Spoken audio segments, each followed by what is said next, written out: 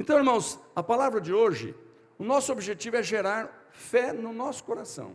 Eu confesso que quando eu estava lendo os textos que eu vou ler com os irmãos, quando eu estava meditando no que nós vamos conversar aqui, eu tive a minha fé aquecida.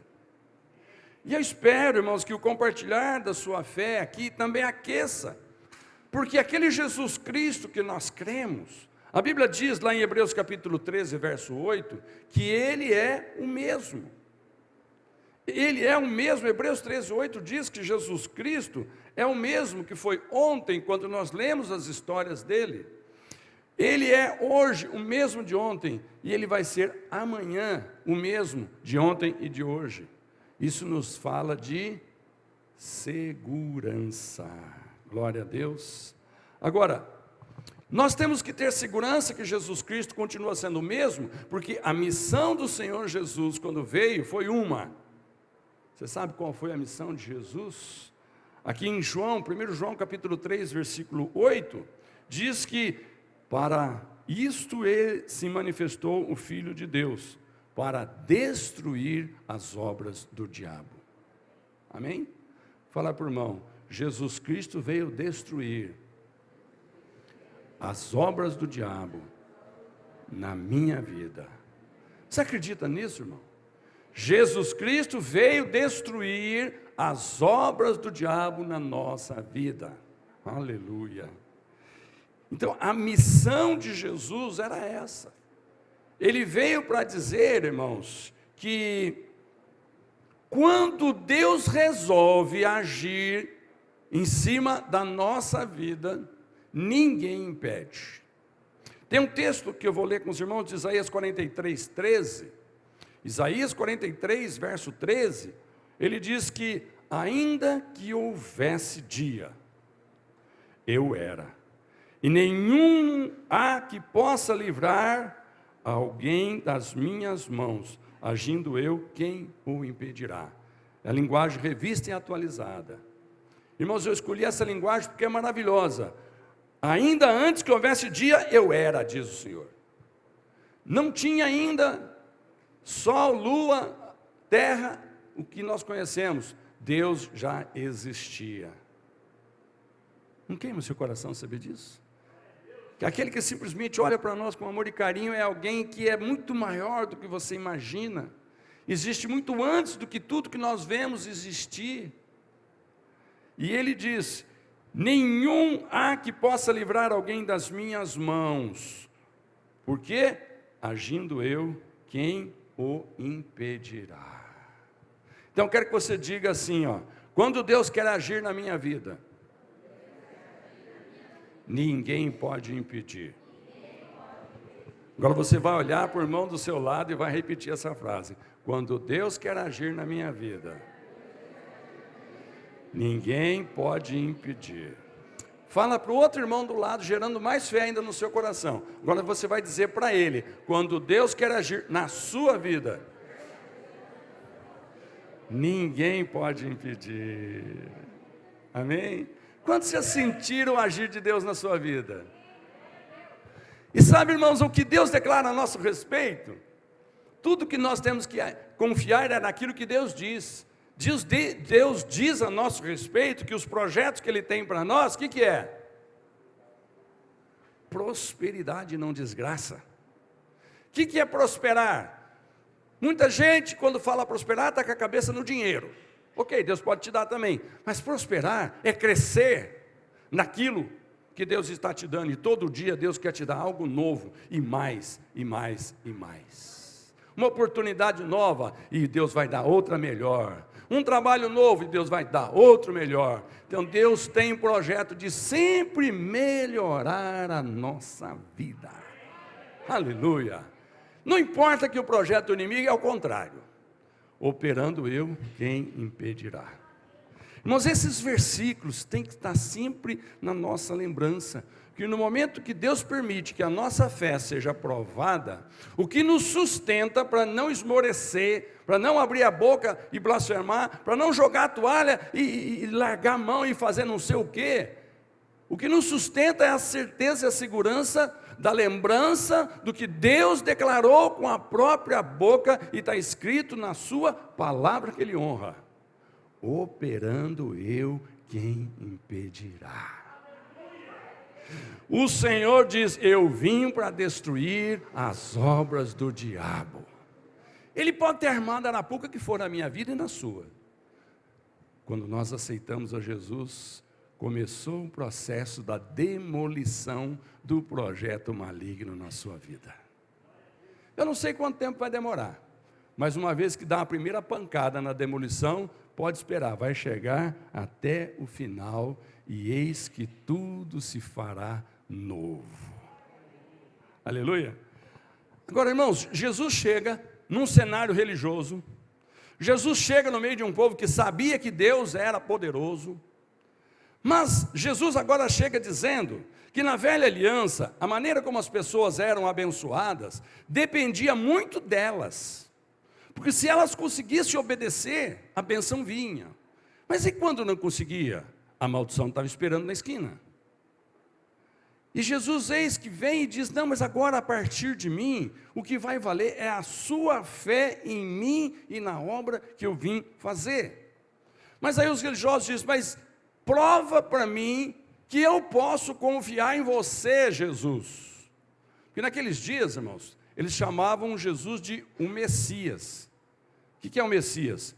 Era o enviado por Deus, tão esperado pela nação de Israel por séculos. Então Jesus diz, fala: eu sou o que vocês estavam esperando. Ok, então prova, Jesus. E aí João capítulo 2, versículo 23, diz que Jesus fazia milagre para mostrar quem Ele era. Quando Jesus estava em Jerusalém, durante a festa da Páscoa, muitos creram nele. Por quê? Viram os milagres que Ele fazia. Muitos creram nele, por quê?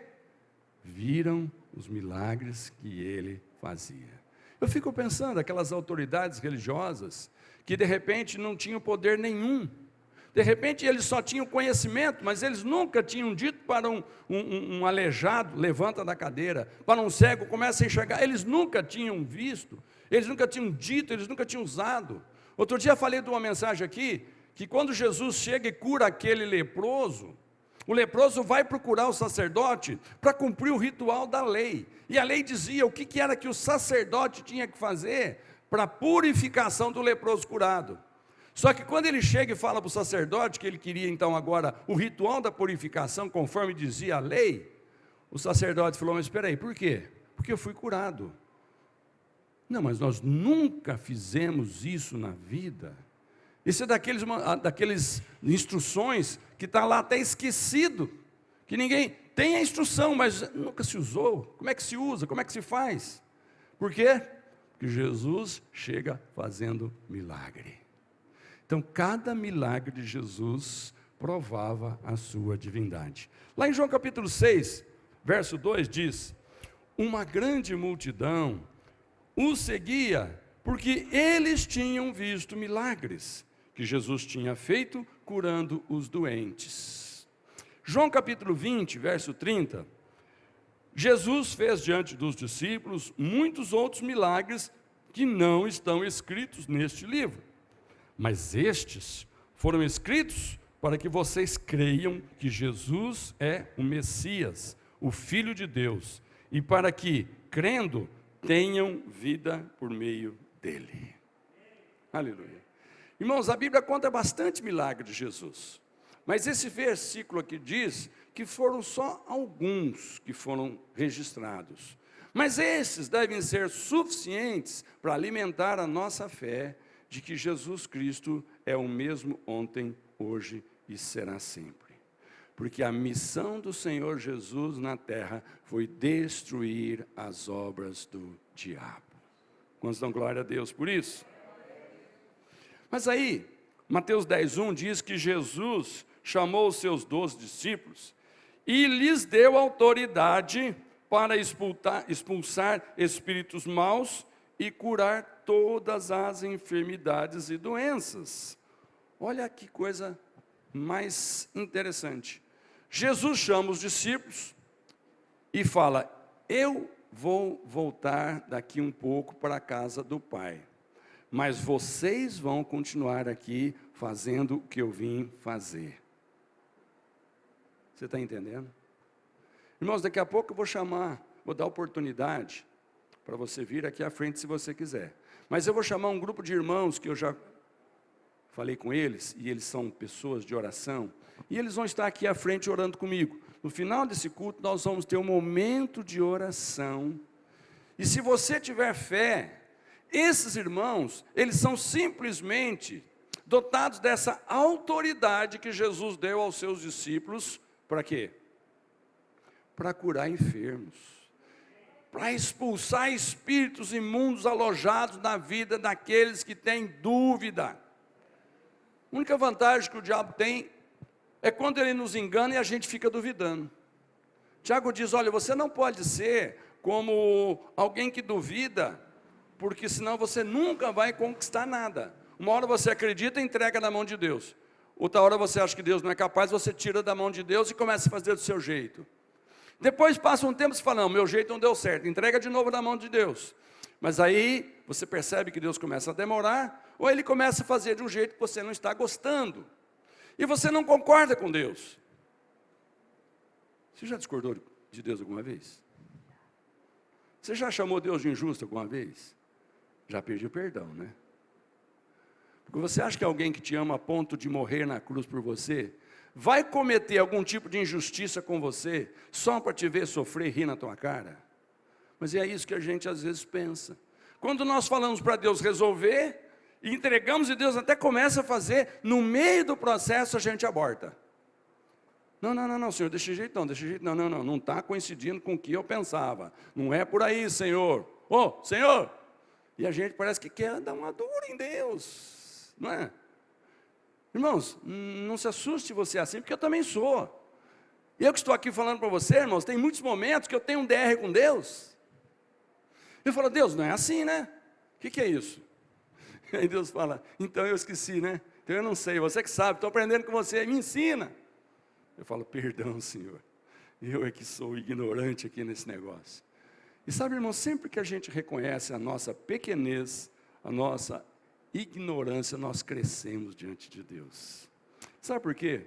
Porque quando a gente está se levantando, querendo dar uma de bom, de sabichão, é porque o diabo está nos enganando. Então nós vamos num processo crescente, de querendo se ensoberbecer e orgulho. Mas de repente, o Espírito Santo vem e pá, nos quebra. E nós caímos de joelho diante do Senhor. E os anjos gritam: aleluia! Agora Deus pode fazer. Amém, irmãos?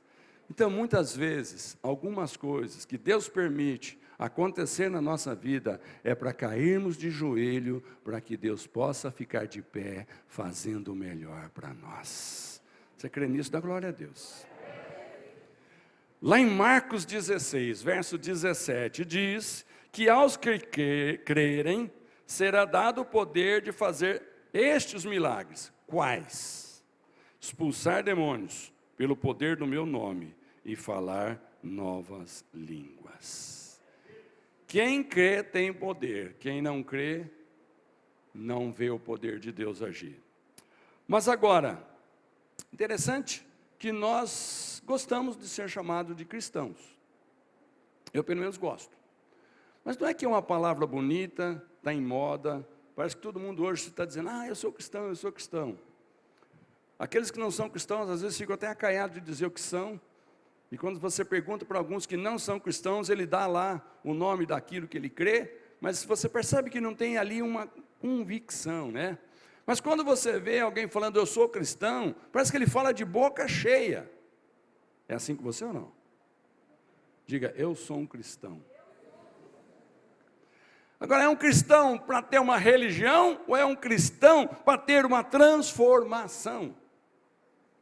Irmãos, aquele que diz que é cristão, concorda que seja transformado pelo poder de Deus. Você precisa concordar em ser transformado. Porque se fosse para continuar sendo como eu era e você também, não precisávamos ser cristãos. Não precisávamos de Jesus. Para fazer do meu jeito, eu não precisava chamar Jesus de meu Senhor. Eu gosto muito de chamar Jesus de Senhor. Eu não gosto muito quando alguém fala, você é você. Primeiro porque Jesus e eu não somos igual. Ele é meu Senhor, ok?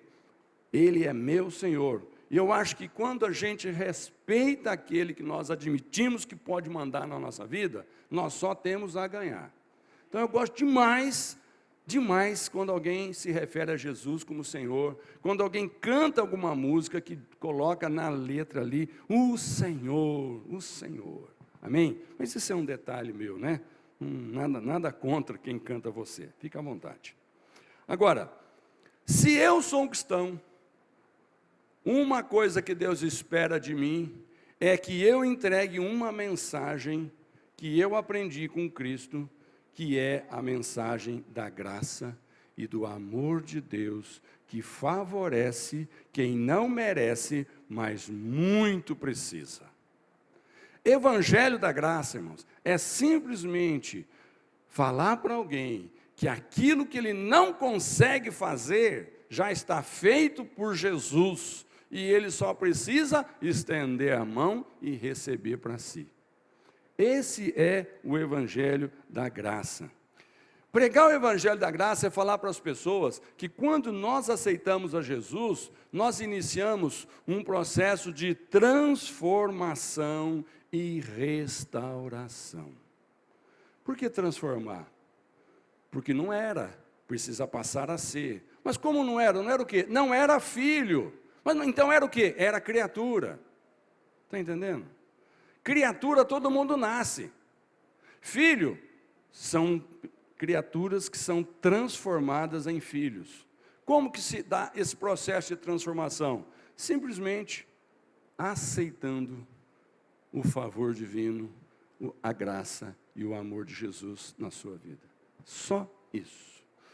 E isso, irmãos, aceitar um presente, eu creio que todo mundo pode. Quando você fala de pagar para ter, alguns vão dizer, infelizmente eu não vou ter então, porque eu não posso pagar. Mas quando você fala de entregar de graça, qualquer um que quiser pode estender a mão e receber. E dizer alegremente, eu também tenho. Está entendendo? Então, irmãos, Jesus Cristo é de graça. Qualquer pessoa pode dizer, eu também tenho, eu também sou filho, eu também sou amado pelo Senhor.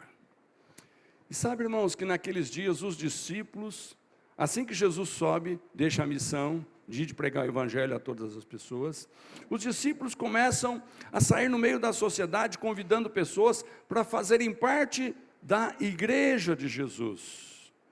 A igreja de Jesus, naqueles dias era chamada de eclésia, fazia parte da eclésia, aqueles que aceitavam sair da maneira antiga de viver e entrar na nova maneira de viver. Aqueles que aceitavam, de repente, se reunir com outros cristãos e entregar a sua vida, os seus medos, suas dificuldades, suas limitações, na mão daquele que tudo pode, Deus. Então, era nítido perceber que cada dia mais havia cristãos, pessoas entrando para a eclésia, porque os discípulos, os seguidores, não paravam de compartilhar a fé com outras pessoas. E sabe, irmãos, essa é a missão nossa. Muitas vezes a gente fica tão feliz quando nós começamos a ser abençoados e ter os nossos problemas todos resolvidos. Mas nós não podemos esquecer que assim como nós precisamos, está cheio de gente em volta de nós também precisando.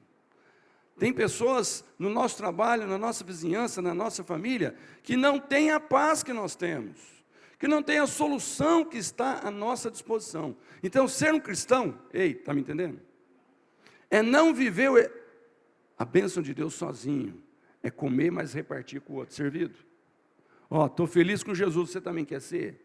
Olha, eu estou com um problema aqui, mas eu vou ser curado. O outro fala, eu também estou. Então, você também quer ser curado? É oferecer. Ser cristão, irmãos, é ser um repartidor de bênção. Não é aquele que fica sozinho, calado, passa anos e anos e ninguém sabe que ele é um crente no Senhor Jesus. Agora, nós podemos gostar e defender de qualquer coisa que achamos importante na terra. Você pode ter uma convicção partidária e você defende um partido, ok? É um direito seu. Você pode ter uma convicção doutrinária e defende uma doutrina. Uma convicção científica e defende um princípio científico, ok? Você pode orar para que Deus abençoe qualquer tipo de coisa que você ache boa e certa. Mas sabe o que realmente Deus se importa? E se alguém se levantar contra, vai saber com ele? É com a igreja do Senhor Jesus. Mas a coisa mais importante que um ser humano precisa fazer nessa vida é entrar para a igreja do Senhor Jesus, a eclésia dele. O que é eclésia? A família de Jesus. Ser um crente, um cristão, irmãos, não é um frequentador assíduo de quando em quando der certo, ou não tiver outra coisa melhor para fazer. Não. Ser um cristão é alguém que ama estar junto com outros irmãos, porque nós sabemos que o objetivo, quando nos ajuntamos, é agradar o coração do nosso Pai. Então, naqueles dias, a igreja de Jesus crescia, porque todo mundo pensava assim: olha, a coisa mais importante na terra foi o que Jesus Cristo veio fazer.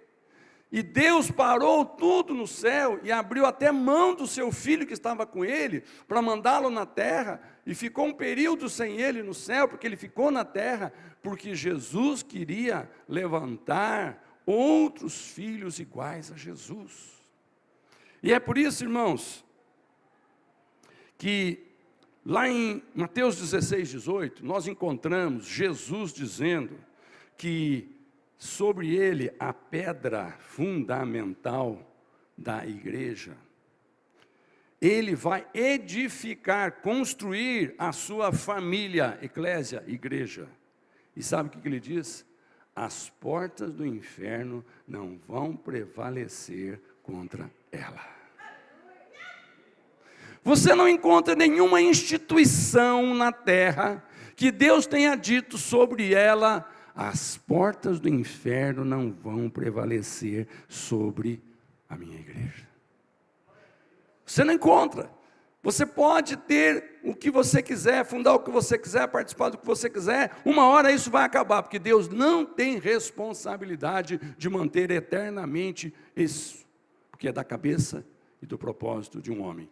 Mas a igreja de Jesus é um propósito do coração de Deus. E quando o diabo se levanta contra a igreja de Jesus, você não sabe a encrenca que ele arrumou com Deus.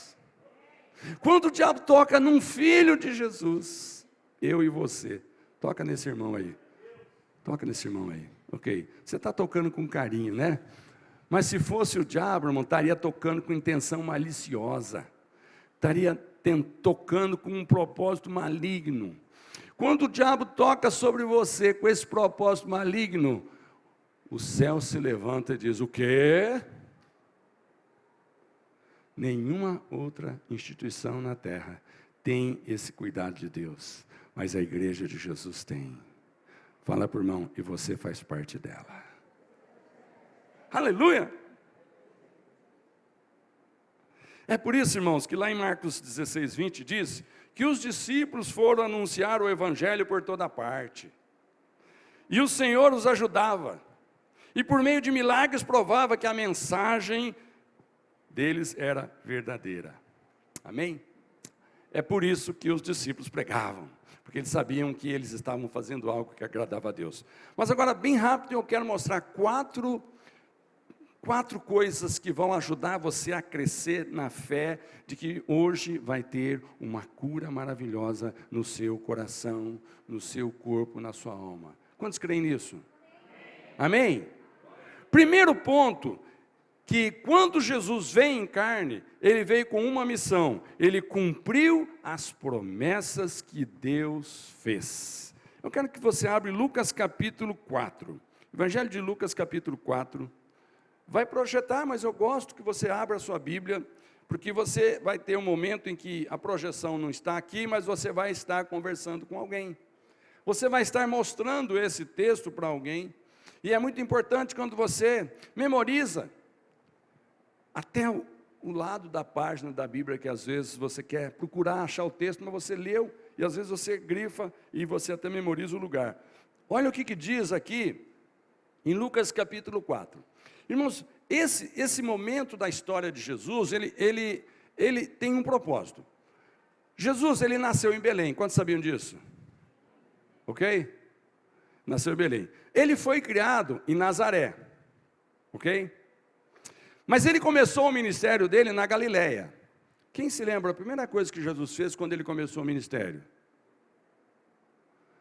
Foi num casamento e transformou água em vinho. Ela lá na Galileia, ok? Então, de repente, aquele Jesus Cristo, que nasceu em Belém, foi criado em Nazaré, agora está na Galileia, e ele é convidado para um casamento, e ali ele começa a mostrar quem ele era, fazendo milagre, ok?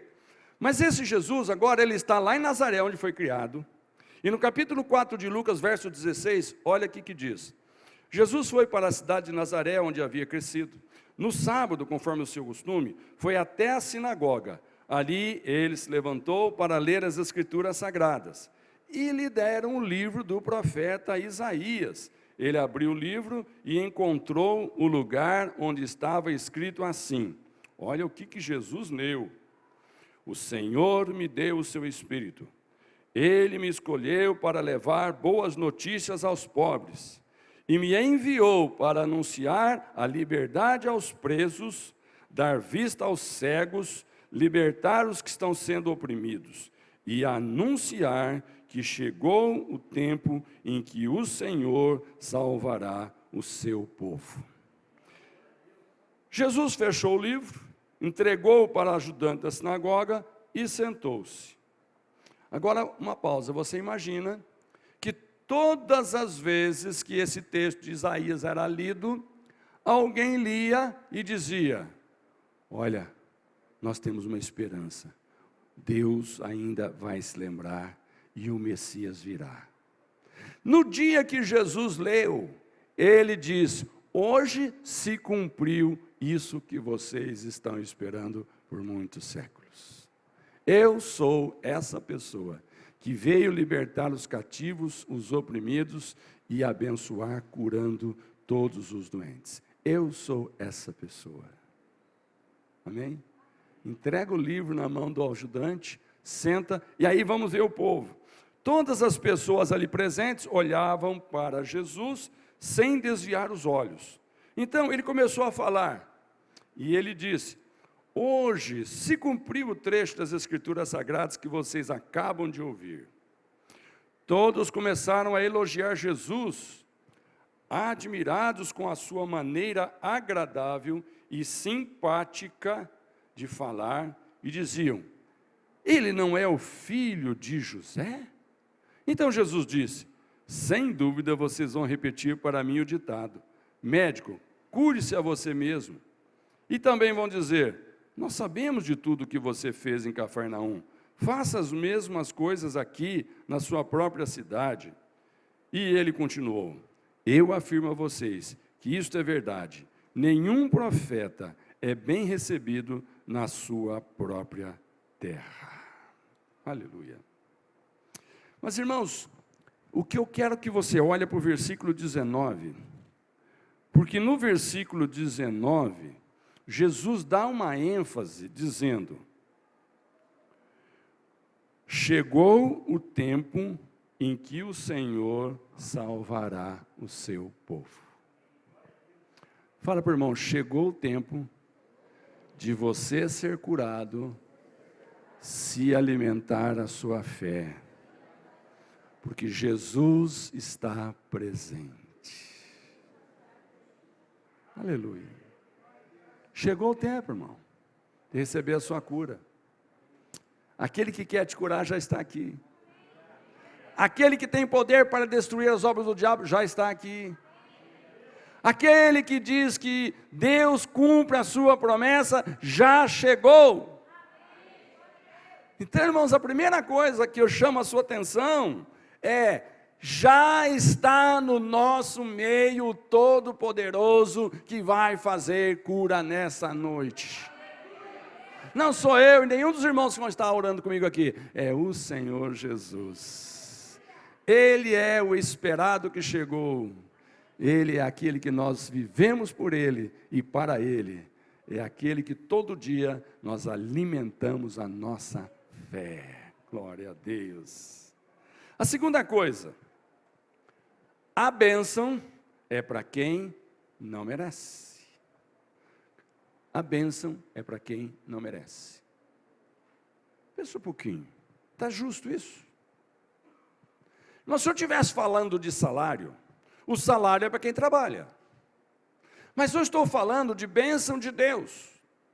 E eu estou te dizendo que a bênção que Deus quer dar, não depende do quanto eu mereço. Ou seja, eu posso sentir que não mereço, mas Deus quer me dar. Eu vou receber por quê? Porque Deus quer me dar. Irmãos, nunca fique pensando que o que você vai receber tem a ver com você conseguir chegar onde precisa, com você aprender o quanto precisa. Não.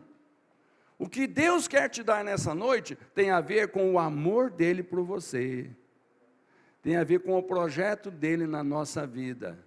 Ele veio destruir as obras do diabo na nossa vida. Então, quando eu peço, não é porque eu fiz, mas é porque Ele fez. Ele já derrotou aquela serpente maligna, e Ele tem todo o poder no céu e na terra. É no nome de Jesus que todo joelho vai se dobrar um dia. Só que se hoje o meu e o seu joelho se dobrar, o Senhor será honrado e glorificado, e a mão dele vai ser posta sobre a nossa cabeça. E o mal que estiver debaixo da mão dele, ou seja, a mão dele está na minha cabeça, tudo que estiver debaixo da mão dele, vai ter a bênção dele, em nome de Jesus. Tudo por quê?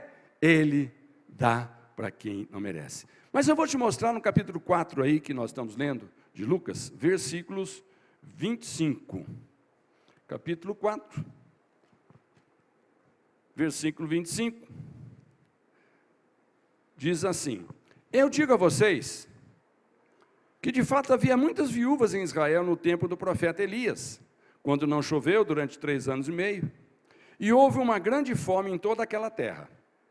Porém, Deus não enviou Elias a nenhuma das viúvas que viviam em Israel, mas somente a uma viúva que morava em Sarepta, perto de Sidom. O que Jesus está dizendo aqui? Interessante, né? Vocês dizem que a bênção é dos judeus. Vocês dizem que a promessa de Deus é para o seu povo. Mas vocês observaram aqui, Jesus está dizendo, está fazendo eles se lembrar. Jesus tem uma mensagem para entregar. Vocês observaram que nos dias do profeta Elias tinha muita viúva pobre, mas nenhuma foi abençoada com prosperidade, como foi a viúva da cidade de Sarepta. E aí eles sabiam que Sarepta não tem nada a ver, aquela viúva não tem nada a ver com o sangue de Abraão. Ela não era descendente do povo de Deus. Ela não pertencia, ela não tinha direito, ela não merecia. Está entendendo? Jesus começa a mostrar, olha para aqui que eu vim abençoar aquele que não merece, mas acredita. Aquele que não merece, mas obedece. Está entendendo? Até então a mensagem era, se fizer por merecer, vai receber. Mas Jesus falou, não, aquele que crê é que vai receber.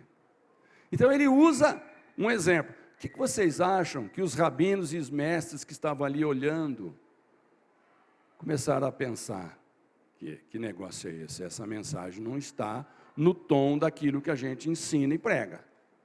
Mas Jesus continua, né? Havia também muitos leprosos em Israel no tempo do profeta Eliseu, mas nenhum deles foi curado, só Naamã, o sírio, foi curado.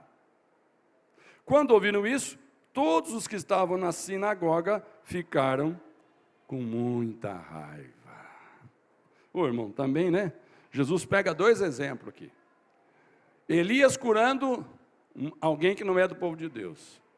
Eliseu, sucessor de Elias, curando alguém que não é do povo de Deus.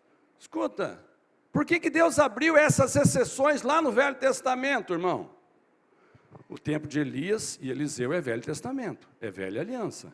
Mas lá Deus já estava fazendo algumas concessões para aqueles que não mereciam. Por quê?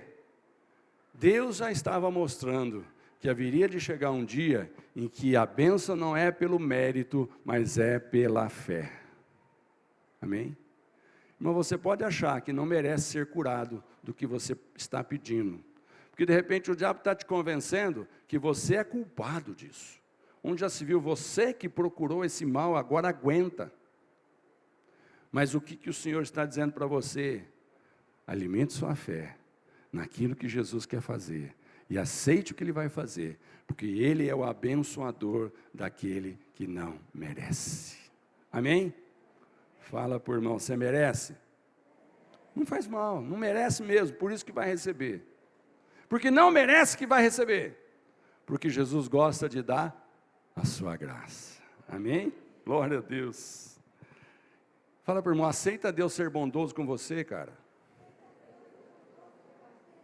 Recebe essa cura.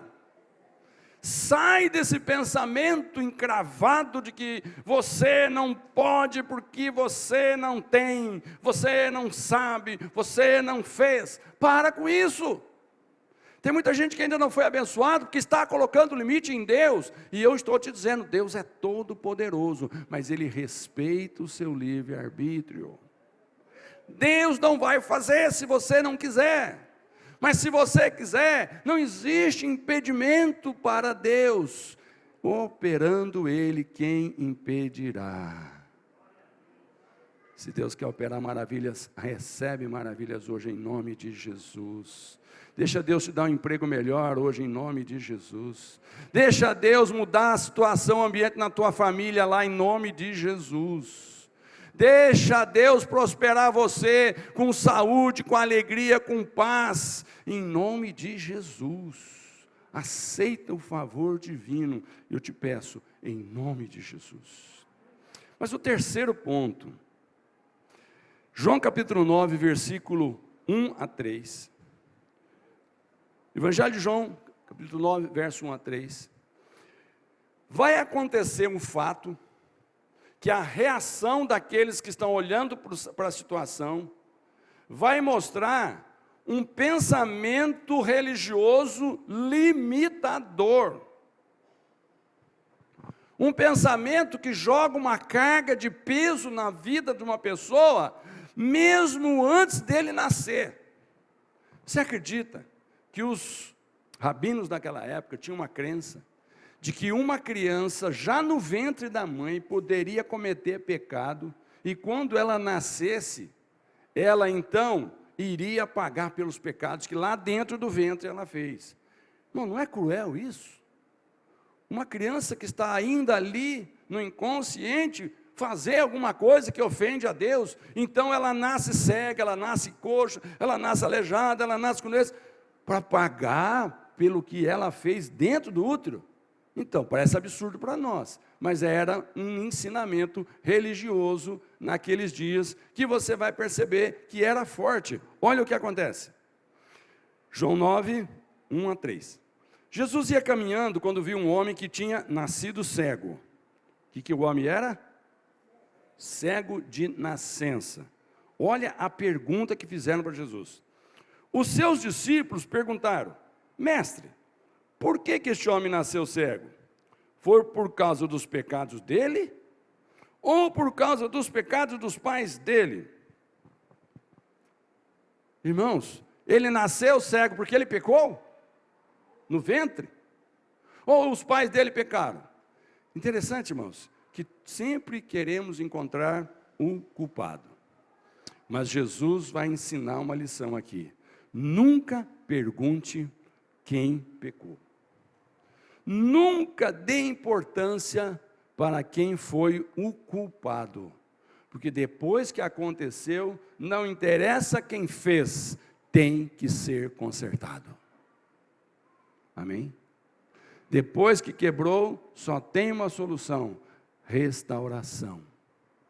Irmãos, depois que fizemos uma besteira na vida, não adianta querer saber por quê, mas adianta querer saber, você aceita ser restaurado por Jesus. Nasceu cego, ninguém é culpado, mas olha Jesus no verso 3, ele respondeu, ele é cego, sim, mas não por causa dos pecados dele, nem por causa dos pecados dos pais dele. Por que ele é cego? É cego para que o poder de Deus se mostre nele. Aleluia. Fala para o irmão, Deus tem propósito no seu sofrimento. Deus tem propósito em permitir algumas coisas que nos fazem sofrer. Nunca pergunte, por que que Deus deixou isso acontecer? Fiquei agora magoado. Não. Não entra nessa do povo antigo. Não interessa. Está no buraco. Agora não adianta perguntar quem que te jogou aí. O que precisa fazer? Vamos tirar você daí. Irmão, a situação que você está hoje, não fique querendo entender o porquê. Sabe, irmãos, tem algumas pessoas que tentam ajudar os outros procurando o culpado. Você já viu essa história de fazer uma regressão até o ventre da mãe? Já viu isso? Para tentar encontrar um culpado. Você viu aquele tipo de terapia, e alguns trazem até para dentro da igreja, em que nós vamos agora pedir que o Espírito Santo revele o que os seus ancestrais fizeram, porque você está sofrendo consequência deles. Já viu esse tipo de conversa, irmãos? Isso não é evangelho. Está me ouvindo? O que é evangelho? É a boa notícia de que não interessa quem foi o culpado, o que importa é que Jesus resolve o problema. Mas nos dias antigos, até Deus uma vez disse, eu visitarei a maldade dos pais nos filhos até a 4ª geração. Aí alguém hoje, vivendo na nova aliança, pega a velha aliança e diz, está vendo, está cumprindo. Bom, então você não está na nova aliança. Porque quem está debaixo da nova aliança, porque tem Jesus Cristo de verdade, ele já sabe que o Jesus foi para a cruz para pagar por todos os nossos pecados, para quebrar todas as maldições que estavam contra nós. Se tem uma coisa que eu digo para você, você não tem que saber quem foi o culpado e nem o nome do demônio que está te atormentando. Tem gente, irmãos, que entra numa neura de sofrimento, porque ele tem que aprender sobre demônios. E aí ele fica querendo saber quem é o Zé Pilintra, quem é o Zé Capeta, quem é, sei lá. Tem tanto, né? Eu te digo uma coisa, se você quiser conhecer uma nota de dinheiro falsa, aprenda tudo sobre a verdadeira.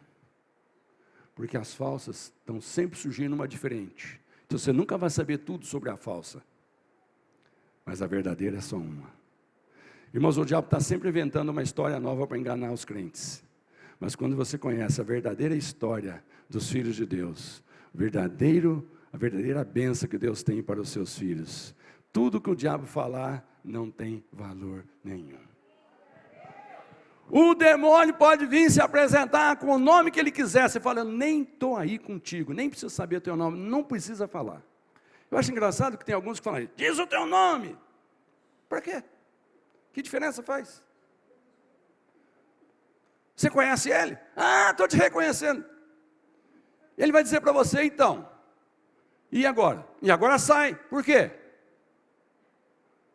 A Bíblia conta alguns episódios, irmãos, que naqueles dias, muitos tentaram expulsar demônios em nome próprio, e o demônio caía de pau em cima deles e fazia um estrago. E o demônio dizia assim, olha, eu sei quem é Paulo, eu sei quem é Pedro, eu sei quem são os apóstolos, mas vocês quem são?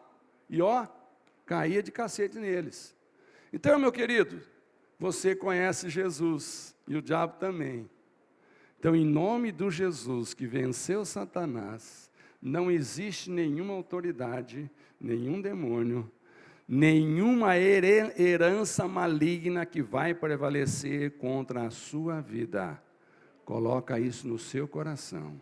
Maldição hereditária é para aquele que não vive debaixo da nova aliança.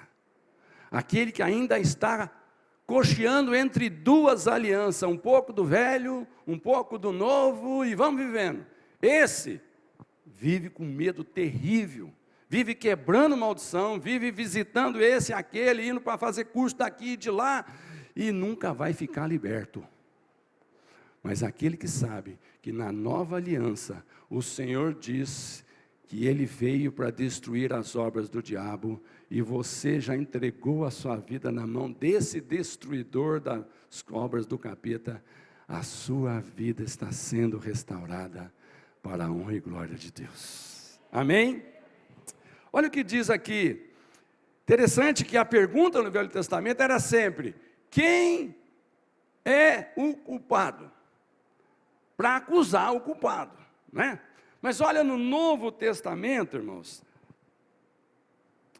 na Velha Aliança quem pecou? Na Nova Aliança, Romanos capítulo 8, verso 33, olha o que diz: quem acusará aqueles que Deus escolheu? Ninguém, porque o próprio Deus declara que eles não são culpados. Quem pecou? Ele ou os pais dele? Velho Testamento. Nova Aliança, quem acusará aqueles que Deus escolheu? A resposta: ninguém. Então adianta saber quem pecou? Não tem acusação. Deus não está querendo tirar satisfação com quem fez o erro. Deus está querendo consertar o erro que foi feito. Verso 34 diz: será que alguém poderá condená-los? A resposta: ninguém. Pois foi Cristo Jesus quem morreu, ou melhor, quem foi ressuscitado e está à direita de Deus, e Ele pede em favor de nós. Então, quem pode nos separar do amor de Cristo? Serão os sofrimentos, as dificuldades, a perseguição, a fome, a pobreza, o perigo ou a morte? Como dizem as Escrituras Sagradas: por causa de ti estamos em perigo de morte o dia inteiro. Somos tratados como ovelhas que vão para o matadouro. Em todas essas situações, diga comigo, temos a vitória completa por meio daquele que nos amou. Aleluia! Em todas as situações, repete comigo, tenho a vitória completa por meio daquele que me amou, que me ama. Olha para o seu irmão do lado e fala assim: você é amado por Deus. Fala para o outro lado: você é amado por Deus. Agora diga: é por isso que eu sou abençoado. E vou ser mais ainda. Aleluia! Então, irmãos, percebe que com Jesus a coisa mudou, né? Com Jesus a coisa mudou. Então, eu quero que você declare comigo agora: não importa o que eu já fiz, o que vale hoje é o que Jesus fez por mim. Não importa o que eu já fiz, o que vale hoje é o que Jesus fez por mim. De novo, não importa o que eu já fiz, o que vale hoje é o que Jesus fez por mim. Introjetou isso no seu coração? Não importa o que você fez, o que importa é o que Cristo fez. E o que Cristo fez está feito e ninguém desfaz. Quando você aceitou, Ele escreveu o seu nome no livro da vida e ninguém apaga. Dar-lhe-ei a coroa da vida, e ninguém os arrebatará da minha mão, diz o Senhor. Então não acredita na outra coisa também, que um dia está salvo, um dia está perdido, um dia está salvo, um dia está perdido. E o dia que Jesus voltar, você está salvo ou está perdido? Ah, se eu estiver salvo eu vou, e se estiver perdido eu vou ficar. Mentira. Amém? Em nome de Jesus. Quarto e último ponto, eu vou pedir que os irmãos do som venham para cá.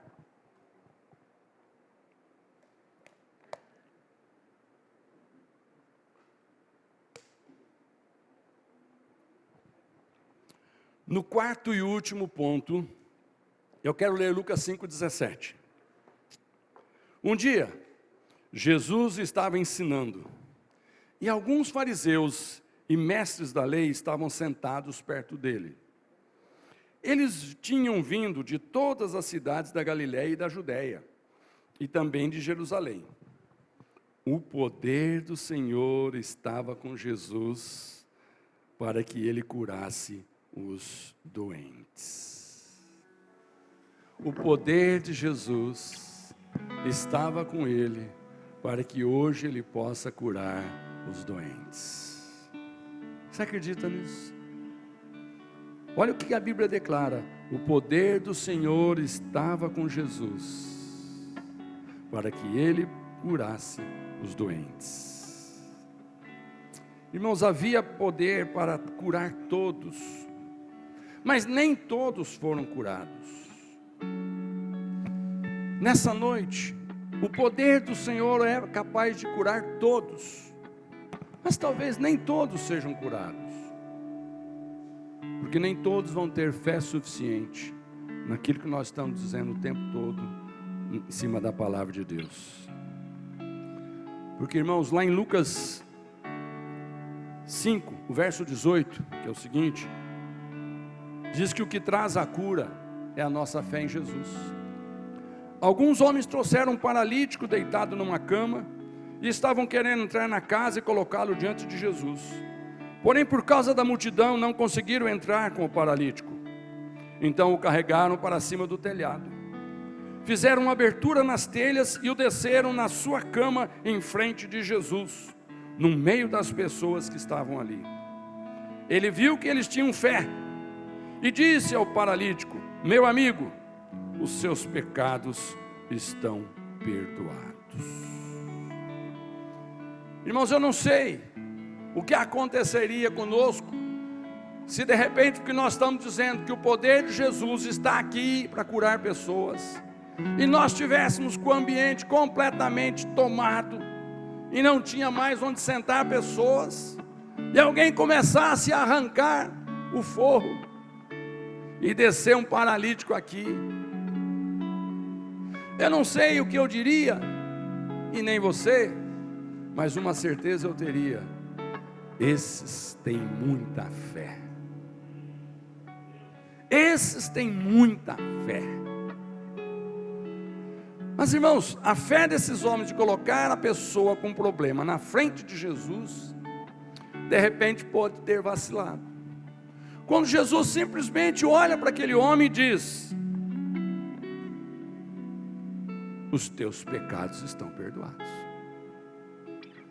Irmão, será que foi para isso que as pessoas fizeram um buraco no telhado e trouxeram o paralítico diante de Jesus?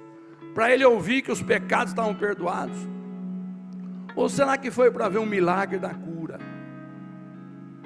Um paralítico esperava que fosse curado, saísse andando.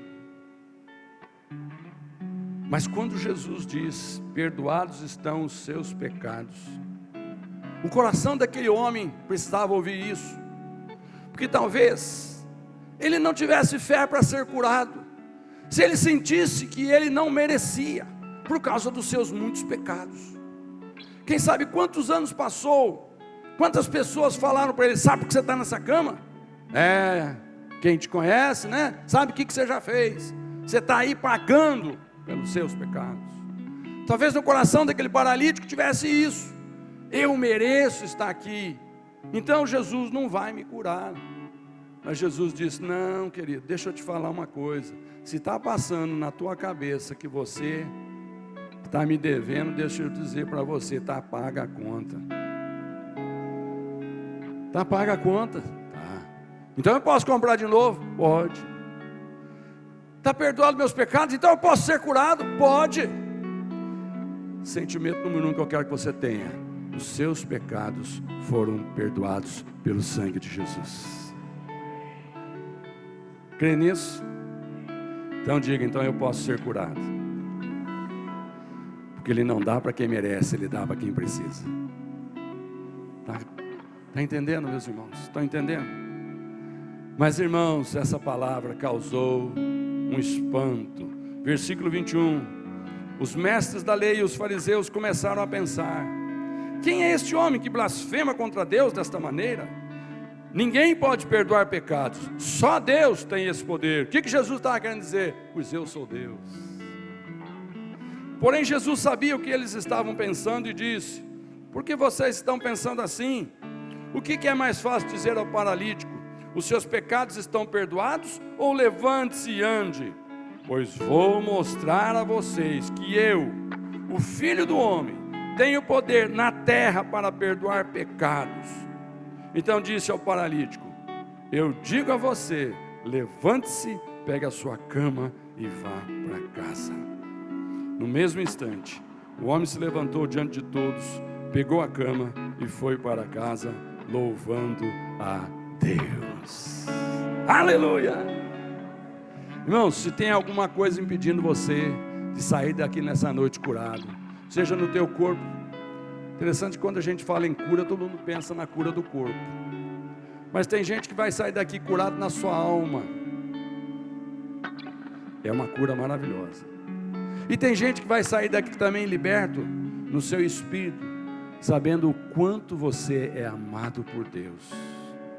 E na hora que você, cada vez que você se lembrar o quanto você tem valor para Deus, o teu espírito vai entrar em ebulição de alegria.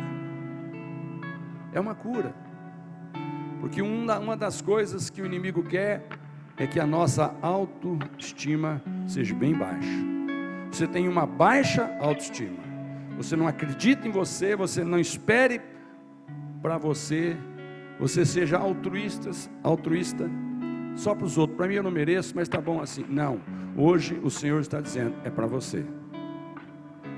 A bênção hoje é para você. Ei, é para você.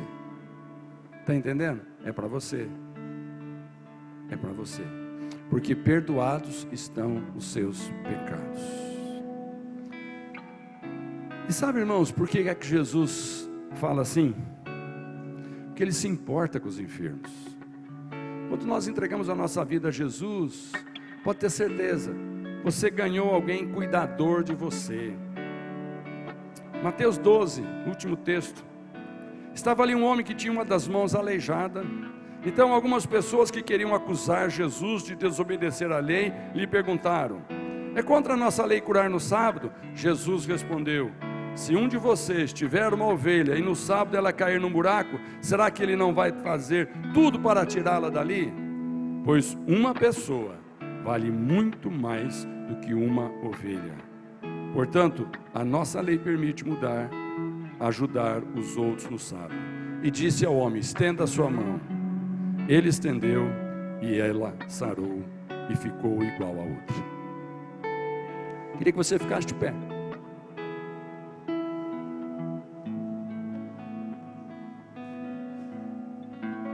Eu quero que você, nesse momento, sinta como uma ovelha no colo de Jesus. Sabe, irmãos, ovelha, mesmo que sob os cuidados de um bom pastor, a ovelha muitas vezes, ela pode se desgarrar por algum motivo, ela pode se afastar do pastor por algum motivo e cair no precipício, ou estar prestes a ser devorada por uma fera. Pode ser que a tua situação seja parecida com uma ovelha desgarrada. Talvez você não tenha dúvida nenhuma que você é uma ovelha, mas o diabo está dizendo para você: você é uma ovelha bem ruinzinha.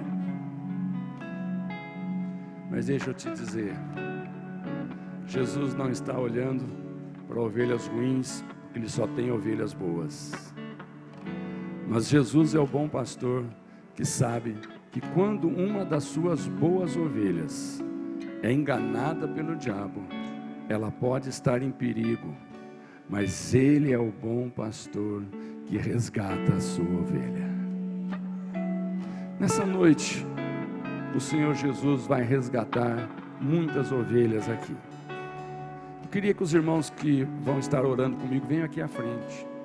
Vem ficar comigo aqui.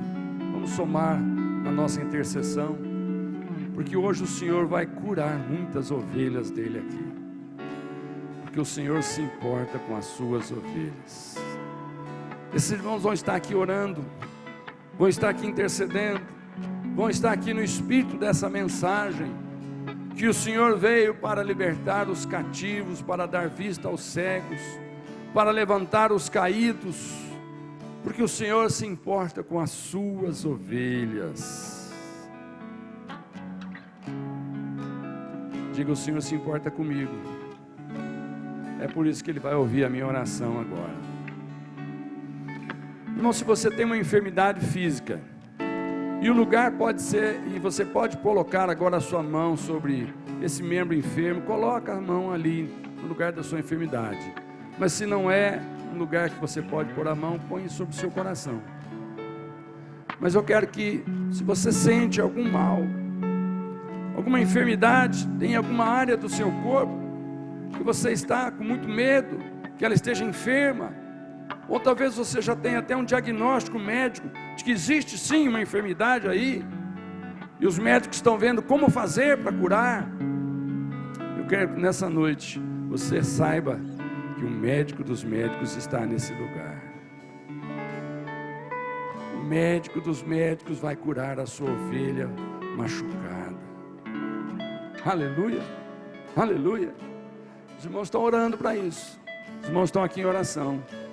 Eu peço que esses irmãos aqui comecem a entrar em oração, e você também. Comece a orar. Comece a falar com o Senhor agora. Senhor, eu creio no Teu poder. Senhor, eu creio na Tua cura. Eu creio que o Senhor cumpriu as promessas do Pai, enviando a ajuda dos céus. E essa ajuda se chama Jesus. Eu sei porque Jesus disse que Ele veio abençoar quem não merece. Então, Senhor, eu não estou aqui nos meus méritos pedindo essa cura. Se você tem algum medo, alguma ansiedade, isso também precisa ser curado, meu irmão. Comece a colocar essa ansiedade, esse medo nas mãos do Senhor. Se você tem alguma dificuldade financeira, Deus também quer curar isso. Comece a colocar isso nas mãos do Senhor. Mas não aceite nenhuma acusação que diz que petulância, você não merece. Não. O Senhor Jesus disse: eu vim para abençoar quem não merece, mas crê que precisa e vai receber. Irmãos, eu apelo para você: não questione o porquê desse mal. Não questione o porquê do que já aconteceu, do que já existe, do que está em aflição. Não questione. Se Deus permitiu, aprende com Jesus. Existe um propósito por trás dessa permissão. Aquele homem nasceu cego, Jesus disse, para que manifestasse a glória de Deus. E quando ele foi curado, muitos disseram: glória e honra a Deus. Meu irmão, a situação que você está, talvez seja justamente para que quando for constatada a sua cura, a solução do seu problema, quando voltar a alegria no seu coração, muitos vão saber quem foi que fez. Foi o Senhor Jesus. Esta será a tua forma de glorificar a Deus aqui na terra, para a honra e glória do Senhor. Então, amados, não tem privilegiado aqui hoje não. Todo mundo pode ser curado. Quem está aqui na frente são apenas pessoas com o coração voltado à intercessão. Eles estão intercedendo, e eles querem interceder especificamente por cada um dos irmãos que quiserem. De repente você precisa vir aqui e pedir que alguém ore com você. Isso vai fazer bem para você. Pode vir, te dou liberdade para sair do seu lugar e vir aqui. Escolhe um desses irmãos que vai orar com você. Deus está me falando que tem alguém que está com problema do ouvido. No ouvido que Deus quer curar. Alguma coisa que tem incomodado, alguma coisa que você está sentindo, está tendo Eu não sei o que é, se faz sentido para você, mas que Ele quer curar alguém que está com problema no ouvido. Você...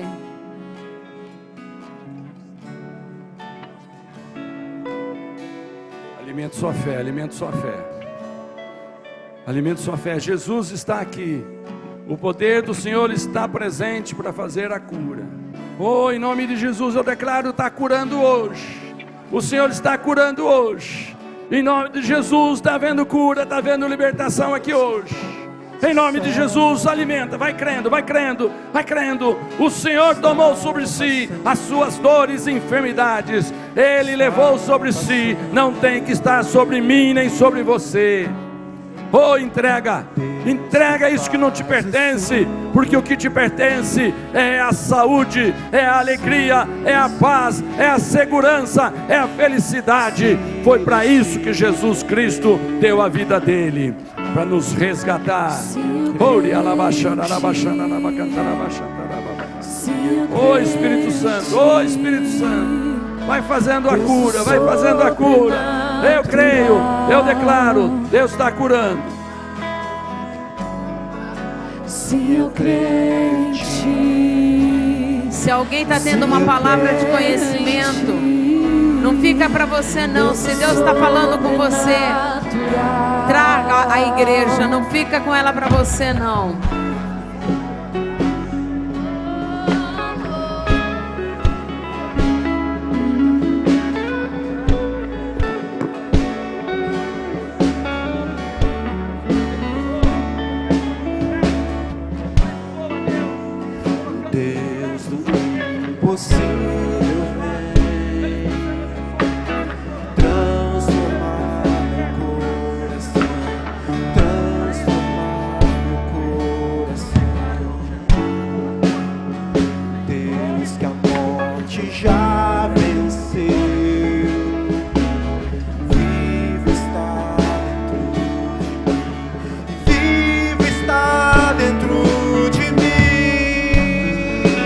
Se eu creio